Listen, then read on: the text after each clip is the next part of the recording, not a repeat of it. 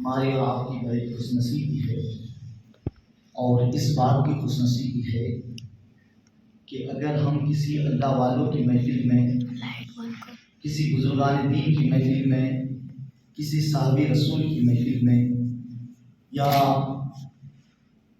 انبیاء کرام کی محفل میں، ہم محفل سے مراد یعنی ہم ان کی محبت میں جو محفل سجاتے ہیں، اور ایسے مبارک محفل میں ہم جب جمع ہوتے ہیں تو ہماری اور آپ کی بہت بڑی خوش نصیبی ہے۔ ہم جتنا بھی رب کا شکر ادا کرے کم ہے، اور ایسے محفلوں میں وہی تشریف لے آتے ہیں جسے اللہ اس کے رسول اور بزرگان دین چاہتے ہیں۔ کیوں؟ اس لیے کہ میں اکثر یہ جملہ پیش کرتا ہوں سرکار غوث اعظم کی کہتے سبحان اللہ، کہ سرکار غوث اعظم کیا فرماتے ہیں کہ ان کی زبان میں میرا نام اس وقت تک نہیں آتا جب تک میں نہ چاہوں، کہتے سبحان اللہ۔ غوث صاحب کے اجازت کے بغیر، ان کے چاہے بغیر ہم ان کے نام کو نہیں لے سکتے۔ اب غوث یہ کوئی خدا نہیں ہے، یہ سید الاولیاء ہے، کہتے سبحان اللہ۔ ولیوں کے سردار ہے، ہم اسے نہ نبی مانتے ہیں نہ صحابی مانتے ہیں، بلکہ ہم ولی مانتے ہیں، اور ولیوں میں ہم ایسے ولی مانتے ہیں علی کے بیٹے، نہ علی کے بیٹے، حسین کے بیٹے، بیٹے کے بیٹے، بیٹے کے بیٹے، ادنا غلام مانتے ہیں، بیٹوں کے بیٹوں کے بیٹوں کے بیٹے مانتے ہیں، جسے سرکار غوث اعظم کو میرے نبی کے غلاموں کے غلاموں کے غلاموں کے غلاموں کے غلام یعنی ادنا غلام مانتے ہیں۔ اور ایسے غلام اگر نبی کا مقام کا بہت اعلیٰ ہے، ہم صحابہ کرام کے قدموں کی دھول مانتے ہیں، ہم اسے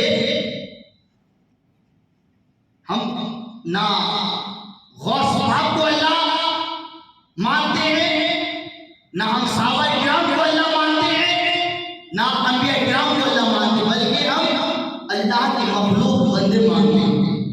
یہ سب کیا ہے؟ اللہ کے بندے ہیں اور اللہ کے محبوب بندے ہیں۔ اب بتاؤ، جو میرے نبی کے غلاموں کے غلاموں کے غلام، جو علی کی اولاد کی اولاد کی اولاد ہو، ان کے چائے بغیر ہم عبد القادر کے نام نہیں لے سکتے، تو پھر رب کے چائے بغیر ہم رب کا نام کیسے لے سکتے ہیں؟ ہم کیسے لے سکتے ہیں؟ تو میرے دوستوں بزرگوں ذرا غور کریں، ہم غوث پاک کے نام کے چائے بغیر ہم ان کا نام نہیں لے سکتے، تو اگر ہم کسی محفل میں اگر ہم آئے تو ان کے چائے بغیر ہم ان کی محفل میں کیسے آ سکتے ہیں؟ تو یہ ہماری اور آپ کی خوش نصیبی ہے کہ اگر ہم کسی بھی بزرگوں کی محفل میں ہم آتے ہیں تو پہلے وہ چاہتے ہیں پھر ہم آتے ہیں۔ یہ تو میرے صحابہ کرام کے غلاموں کے غلاموں کے غلام ہیں، بتاؤ جب ان کا یہ عالم ہے تو پھر صحابہ کرام کا کیا مقام ہوگا؟ اور یہ صحابہ کی اگر مرتبے کی بات کریں، اب دیکھیے بعض لوگ کہتے ہیں کہ ہم غوث کو جو ہے ہم اتنی تعریف کرتے ہیں، اتنی تعریف کرتے ہیں، یعنی تعریف ایسے کرتے ہیں کہ صحابہ کرام سے بڑھ کر ہم ان کا اعلیٰ مقام سمجھتے ہیں۔ یہ غلط بات ہے۔ ہم اللہ والوں کو ہم سمجھتے ہیں کہ وہ اللہ کے ولی ہے، اللہ کے محبوب بندے ہیں، لیکن ہم صحابہ کرام سے اعلیٰ نہیں سمجھتے، اور ہمارا عقیدہ تو یہاں تک ہے الحمدللہ صحابہ کرام کا مقام تو ایسا اعلیٰ ہے کہ اگر دنیا کے سارے ولیوں کے مقام کو ایک طرف رکھ دیا جائے اور کسی صحابی رسول کے ایک صحابی کے مقام کو ایک طرف رکھ دیا جائے، سارے ولی مل کر کسی صحابہ کے مقام کو نہیں حاصل کر سکتا۔ الحمدللہ یہ صحابہ کرام کا درجہ ہے، یہ صحابہ کرام کا مقام ہے، سارے ولی۔ اب ولی کی تعداد کتنے ہیں معلوم ہے تمہیں؟ الحمدللہ اگر ولیوں کی بات کریں تو کوئی ایسا دن نہیں ہے کہ کہ اولیاء کرام کی یاد نہ منائے جائے. ہر دن کسی نہ کسی ولی کی نسبت سے جو ہے ہم کسی نہ کسی دن کسی نہ کسی ولی سے، ولی کی محبت ہے اس کی نسبت سے ہم جو ہے خوشیاں مناتے ہیں. لیکن ولیوں کی تعداد کی اگر بات کریں تو الحمدللہ ولیوں کی تعداد اتنی زیادہ ہے کہ ہم شمار بھی نہیں کر سکتے. بتایا جاتا ہے کہ ہمارے سر میں اتنے بال نہیں ہیں جتنے اللہ کے ولی ہے. ولیوں کی تعداد اتنی ہے الحمدللہ. اور صبح قیامت تک اولیاء کرام آتے رہیں گے. یہ اولیاء کرام کا مقام ہے. تو بتائیے جب غوث پاک کے چاہے بغیر ان کا نام نہیں لے سکتے. اور صرف نام لینے کی بات نہیں ہے، حق تو یہ ہے کہ غوث اعظم جب محبوب سے محب پر جب قدم رکھتے تھے، جب اللہ کا ذکر کرتے تھے، تو اس وقت سے غوث اعظم عبد القادر کا مقام یہ تھا، ان کا جو ہے ان کا عالم یہ تھا کہ اگر ہم ان کا نام غوث پاک کا نام اگر کوئی ناپاکی کی حالت میں لے لیتا تو وہ مر جاتا. یہ تو ہماری اور آپ کی بہت بڑی مہربانی ہے، یہ میرے رسول کے صدقہ ہے کہنے کے سبحان اللہ. ان کا نام کوئی ناپاکی کی حالت میں لیتا تھا وہ مر جاتا تھا. ایک مرتبہ کیا ہوا، میرے آقا نے عبد القادر سے کہا کہ اے عبد القادر میری امت پر ذرا رحم کرو. کہنے کے سبحان اللہ، یہ میرے نبی کی مہربانی ہے. اس کی وجہ سے اگر ہم جس حال میں بھی اگر غوث پاک کا نام لیتے ہیں تو ہمیں نقصان نہیں ہوتا بلکہ فائدہ ہی فائدہ ہوتا ہے. اسی لیے تو سرکار امام احمد رضا اچھے رضا پیارے رضا سے جب کسی نے سوال کیا کہ حضور مقام کے اعتبار میں امام اعظم کا مقام اعلیٰ ہے یا غوث پاک کا مقام اعلیٰ ہے، تو غوث سرکار امام احمد رضا نے کہا پگلے تو مقام کی بات کرتا ہے، ارے ان کا نام ہمارے لبوں پہ آ جاتا ہے. یہ سب سے بڑی بات ہے. ہماری حیثیت نہیں، ہماری اوقات نہیں کہ ہم ان کے نام کو لے سکیں. ان کے نام غوث پاک کے نام، امام اعظم کے نام، بتاؤ ان کا نام ہمارے لبوں پر، یہ کس کی فرمان ہے؟ یہ کون کہہ رہے ہیں؟ سرکار اعلیٰ حضرت کہہ رہے ہیں. ان کا نام ہماری لبوں پہ آ جاتے ہیں، یہی سب سے بڑی بات ہے. ہماری حیثیت نہیں ہے کہ ہم ان کے نام کو لے سکیں. تو جب یہ ولیوں کا مقام ہے تو میرے صاحب رسول کا کیا مقام ہوگا؟ اور یہ عثمان غنی یہ تیسرے خلیفہ میں اس کو شمار کیا جاتا ہے. خلیفہ اول ابوبکر صدیق، دوسرے عمر فاروق اعظم، اور تیسرے نمبر پہ کون ہے؟ حضرت عثمان غنی رضی اللہ تعالیٰ عنہ. تو الحمدللہ یہ عثمان غنی جو ہے اسے نورین بھی کہا جاتا ہے. آپ کا نام حضرت عثمان غنی رضی اللہ تعالیٰ عنہ، آپ کی کنیت حضرت عبداللہ، اور آپ کا لقب کیا تھا؟ ذوالنورین. اب ذوالنورین کسے کہتے ہیں؟ ذوالنورین کا معنی کیا ہے؟ جو نور والے. کہہ دیجیے سبحان اللہ. یہ رب کا نام ہماری زبان پہ آتا ہے، یہ بھی رب کی مرضی. رب کے مرضی کے بغیر، جب بندے کے مرضی کے بغیر ہم بندے کا نام نہیں لے سکتے تو خدا کے چاہے بغیر ہم خدا کا نام کیسے لے سکتے ہیں؟ الحمدللہ. اس لیے رب کا شکر ادا کرو. اگر ہماری زبان پہ اگر ذکر الہی ہوتا ہے، اگر ہم کسی محفل میں شمار ہوتے ہیں، اللہ کا ذکر کرتے ہیں یا قرآن کی تلاوت کرتے ہیں تو یہ رب کی مہربانی ہے. اس لیے رب کا ہر حال میں شکر ادا کرو. ہم رب کو سجدہ کرتے ہیں، یہ رب کی مہربانی ہے. نہیں تو ہم نے دیکھا ہے کہ بڑے بڑے دولت مند کو ہم نے دیکھا ہے کہ وہ جو ہے اللہ نے اس کو ساری نعمتوں سے نوازا ہے، لیکن اسے توفیق نہیں ملی کہ وہ مسجد میں آ کر کے وہ رب کو سجدہ کر سکے.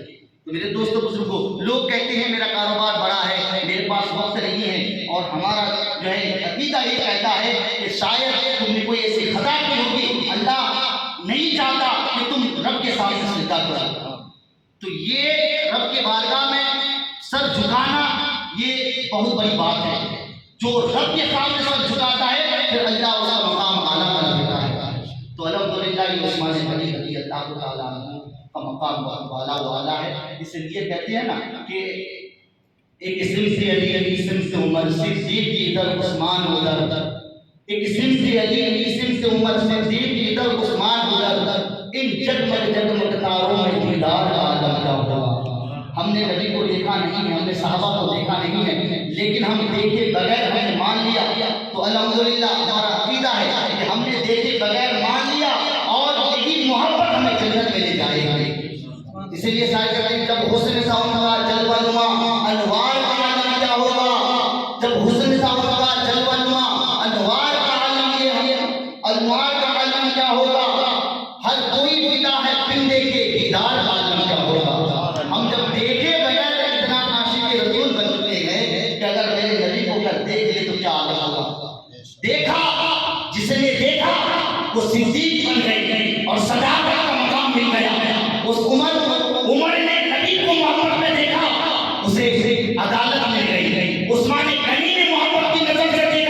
وہ सखावत बन गई। मौला अली ने मोहम्मद से देखा वो शुजाअत बन गई। और इमाम आजम ने देखा, इमाम आजम ने जो है इसके रसूल में अपनी जिंदगी को गुजारा, वो अपने वक्त का इमाम बन गए, अपने वक्त का इमाम बन गए। और गौसे आजम ने अपनी जिंदगी को रसूल की मोहब्बत में गुजारा तो वो अपने वक्त का सैयदुल औलिया बन गए। और अल्हम्दुलिल्लाह हम देखे बगैर हम नबी को मान लिया, अल्हम्दुलिल्लाह हम बेहतरीन उम्मत में शुमार हो गए। इसलिए मखलूक बहुत सारी है, लेकिन सारी मखलूक में अफजल व आला वो है जो आशिक रसूल है, नबी की मोहब्बत में जीता है, नबी की मोहब्बत में मरता है। मखलूक में सबसे ज्यादा अफजल व आला वो है जो आशिक रसूल बनकर जिंदगी को जीता है। और उससे बड़ा मकाम वो है उनका है जो आलिम दीन बनता है। और उससे आला मकाम जो अल्लाह के महबूब वली अल्लाह वाले हैं। और उससे आला मकाम सहाबा किराम का, फिर उससे आला मकाम अंबिया किराम का है। और सारे नबियों से, सारी मखलूक से और कायनात के जर्रे जर्रों से अफजल व आला अगर किसी का मकाम है तो वो मदीने के ताजदार का है। अल्हम्दुलिल्लाह ये वो नबी का सदका है जिसकी बदौलत से हमें कायनात को हमें मिला और हमारी वजूद बनी और दुनिया की सारी नियामतें मिली। तो अल्हम्दुलिल्लाह ये हज़रत अबू बकर सिद्दीक़ और हज़रत उस्मान गनी ये तीसरे खलीफा है। कौन? हज़रत उस्मान गनी रज़ियल्लाहु ताला अन्हु। और आप जब इस्लाम कबूल किए, मज़हब इस्लाम में जब दाखिल हुए तो आपके सारे खानदान जो है आपका घने दुश्मन बन गए, यहाँ तक कि आपके चचा भी आपका दुश्मन बन गया। और ऐसा दुश्मन बन गया, ऐसा दुश्मनी मोड़ लिया कि हज़रत उस्मान गनी को रस्सी से जकड़ कर बांध दिया गया। और बांधने के बाद आपके चचा ने हज़रत उस्मान गनी से कहा कि जब तक आप इस्लाम को नहीं छोड़ोगे आपको इसी तरीके से कैद करके रखा जाएगा, आपको बांध करके रखा जाएगा। देखो जिसने मेरे नबी को देखा तो उसने अपनी जान को भी मेरे नबी की मोहब्बत पर कुर्बान करने के लिए तैयार हो गया। तो मेरे दोस्तों बुजुर्गों, हम देखे बगैर जब नबी के ऐसे दीवाने बन सकते हैं कि जिसने मेरे नबी को अपनी आंखों से देखा उनका क्या हाल होगा। तो इसलिए जो है जब उस्मान गनी को बांध कर रख दिया गया तो कहा कि आपको उस वक्त तक नहीं छोड़ा जाएगा जब तक इस्लाम को नहीं छोड़ोगे। तो हज़रत उस्मान गनी ने कहा कि चचा आप तो मुझे सिर्फ रस्सी से बांध कर रखे, अगर आप मेरे जिस्मों को टुकड़े टुकड़े भी कर दोगे ना तब भी मैं इस्लाम को छोड़ने के लिए तैयार नहीं रहूँगा। मुकद्दस इस्लाम, मजहब इस्लाम को नहीं छोड़ूंगा, नबी के दामन को ना छोड़ूंगा।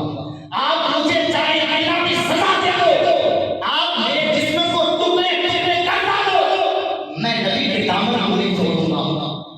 और जब आपके खानदान के लोगों ने और आपके चचा ने जब ऐसी मोहब्बत देखा और इस्लाम की मोहब्बत और पक्का मोहब्बत देखा, आखिर में उसे मजबूर होना पड़ा। कहते सुभान अल्लाह। फिर मजबूर होकर के आपको रस्सी से खोल दिया गया और सिर्फ खोल ही नहीं बल्कि आपको आज़ाद कर दिया। फिर पूरी जिंदगी इसके रसूल ने अपनी जिंदगी को गुजारा और ऐसे आशिक रसूल बनकर जो है आपने अपनी जिंदगी को बसर की कि अल्हम्दुलिल्लाह जब मेरे नबी को अपने घर में खाने की दावत देते तो उस्मान गनी मेरे नबी के कदम मुबारक को गिनते थे और हर कदम के बदले में आप गुलामों को आज़ाद किया करते थे। ये है उस्मान गनी मेरे दोस्तों बुजुर्गों। तो वक्त जो है हमने 40 मिनट ही का हमने रखा है, तो कहीं ऐसा ना हो कि कुछ लोगों करते करते जो है लंबी चौड़ी तकलीफ हो जाए। तो अल्हम्दुलिल्लाह ये हमारे आरिफ भाई और हमारे अब्दुल रज़ाक भाई है और दीगर जो भी हमारे जो है दावत इस्लामी में काम करते हैं और हमारे नौजवान जो भी है मिलजुल करके जो है हम लोग जो है ये प्रोग्राम जो भी करते हैं। अल्लाह ताला आपसे दुआ है कि हमारी मिन्नत को अल्लाह कबूल फरमाए। मेरे दोस्तों बुजुर्गों ये होना भी चाहिए। हमने देखा है अक्सर मस्जिदों को हमने सुनी देखा है, उस मस्जिद में ना नमाज की तादाद पाई जाती है, ना अल्लाह उसके रसूल का जिक्र होता है। मस्जिद तो हमने करोड़ों की बना दी लेकिन उस मस्जिद में कोई एक नमाज नहीं पाई जाती है। बड़े अफसोस की बात है और आप सबको मैं मुबारकबाद देता हूँ। अल्हम्दुलिल्लाह बड़ी तादाद में, अच्छी तादाद में आप लोग नमाज पढ़ने आते हैं और मुझे खुशी होती है।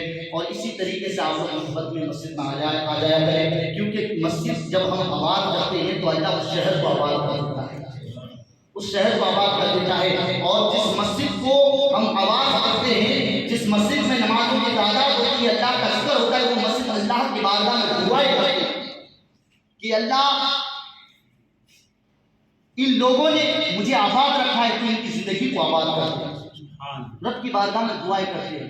اور جو مسجد آباد نہیں ہوتی، آباد سے مراد یعنی مسجد ہم نے اگرچہ کروڑوں کی بنا دی تو اس میں آبادی نہیں کہتے، آبادی اسے کہتے ہیں کہ جس مسجد میں آ کر ہم اللہ اس کے رسول کا ذکر کریں، نماز کی ادائیگی کریں، اس مسجد میں آ کر سجدہ کریں، اس مسجد کو آبادی کہتے ہیں۔ تو اگر ہم نے مسجد چاہے کتنی بھی روپے کی بنا دی، اگر اس مسجد میں آباد نہ ہوئی، یعنی لوگ نماز نہیں پڑھتے، بڑی تعداد میں لوگ ہیں لیکن لوگ مسجد میں نہیں آتے، تو وہ مسجد سے رب کی بارگاہ میں دعائیں کرتے ہیں، اللہ یہ مسجد ان لوگوں نے آباد نہیں رکھی تو اسے برباد کر دیا۔ اور مسجد کی بددعا جب لگ جاتی ہے تو پھر بڑے بڑے شہر جو ہے وہ نام ہوتے ہوئے نظر آتے ہیں۔ بہت سارے تاریخیں ہیں، ایسے حضرت عیسیٰ علیہ السلام کا بھی ایسا واقعہ ہے، بہت سارے، تو وقت نہیں ہے کہ میں بتا سکوں۔ تو الحمدللہ آپ لوگ آئے اور دیکھیے بہت ایک مبارک سی مہینہ آ رہا ہے، اور ہم لوگ اسلامی مہینہ یعنی پہلا جو ہے سال کہتے ہیں۔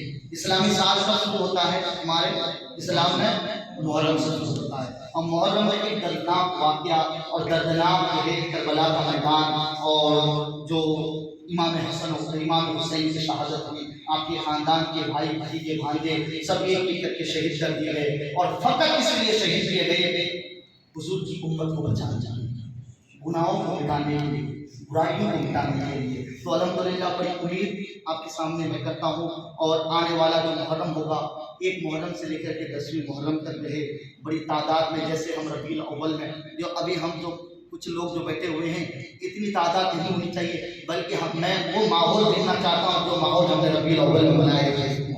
اور آپ لوگوں کی کوشش یہ رہی کہ الگ الگ جو ہے علاقوں سے باہر بازار کے لوگ بھی آتے تھے، اور آپ لوگوں کی وہ محنت تھی، تو یہی محنت آپ کو رکھنی ہے، اور ایک محرم سے لے کے 10ویں محرم تک جو ہے انشاءاللہ ہم کوشش کریں گے کہ 10ویں محرم تک جو ہے کربلا کا واقعہ بتایا جائے، ان کے داستان آپ کے سامنے پیش کیا جائے۔ اور الحمدللہ یہ وہ حسین ہے کہ اگر حسین کی محبت میں اگر کوئی آنسو بھی بہاتا ہے تو وہ آنسو کی برکت سے اللہ اسے جنت کا مقام عطا فرمائے گا۔ ایسا بھی واقعہ ہے الحمدللہ محرم کے مہینے میں بتایا جائے گا۔ تو آئیے میں 2-3 شعر پڑھ کے جو ہے میں اختتام کر دوں گا۔ الحمدللہ پھر یہ قاری بھائی جو ہے اپنے انداز میں جو بھی ہے تو کریں گے۔ ایک مرتبہ درود پاک میں اللہم صلی علی تقریر میری ہو چکی ہے، اب خالی 2-3 شعر ہے جو میرا دل چاہتا ہے کہ لکھ پڑھتا ہے۔ ایک مرتبہ پھر درود پاک میں اللہم سویرے جب اذانوں کی، سویرے جب اذانوں کی صدائیں آنے لگتی ہے، اس لیے میرے سرکار فرماتے ہیں کہ نیند سے بہتر نماز ہے۔ تو الحمدللہ فجر کی نماز جب ہوتی ہے، جب اذان ہوتی ہے، تو ہمارے لیے ضروری ہے کہ اذان سنتے ہی ہم بستر کو چھوڑ کر مسجد کی طرف دوڑیں، اور پھر جب ہم مسجد میں آتے ہیں اور فجر کی نماز پڑھتے ہیں تو میرے آقا فرماتے ہیں بندہ جب فجر کی نماز پڑھ کر جب وہ گھر سے نکلتا ہے، چاہے بازار میں جائے، چاہے کسی بھی علاقے میں جائے، جہاں بھی جائے گا اس کا ایمان سلامت رہے گا، جہاں جائے گا وہ ایمان کا جھنڈا لے کر کے جائے گا، اور جس نے فجر کی نماز پڑھ کے کر دیا، جہاں جائے گا وہ شیطان کا جھنڈا لے کر کے جائے گا۔ اس لیے شاید کہتے ہیں سویرے